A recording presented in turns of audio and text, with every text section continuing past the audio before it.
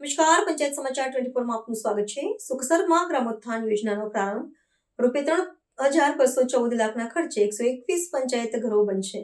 દાહોદ જિલ્લાના સુખસર ખાતે ગ્રામીણ વિકાસને વેગ આપતી ગ્રામોત્થાન યોજનાનો શુભારંભ અને તલાટી કમ મંત્રીના આવાસના ખાતમુહૂર્તનો કાર્યક્રમ યોજાયો હતો.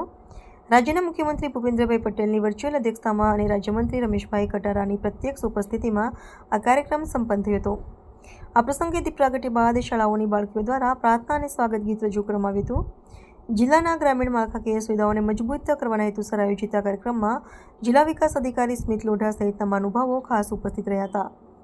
કાર્યક્રમમાં ઉપસ્થિત જનમેદનીને સંબોધતા રાજ્યમંત્રી રમેશભાઈ કટારાએ જણાવ્યું હતું કે સરકાર છેવાડાના માનવી સુધી કલ્યાણકારી યોજનાઓ પહોંચાડવા માટે કટિબદ્ધ છે.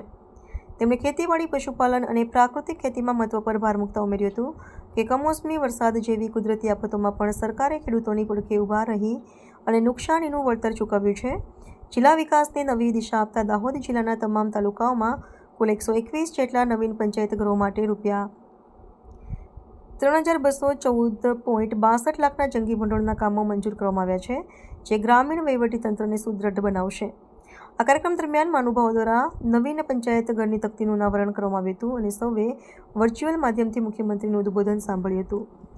નાયબ જિલ્લા વિકાસ અધિકારી પથિક દવેએ શાબ્દિક સ્વાગત કર્યું હતું, જ્યારે મંત્રીએ પદાધિકારીઓને પોતાના પદનો સદુપયોગ કરી ગામના વિકાસ કાર્યોને વેગ આપવા અનુરોધ કર્યો હતો.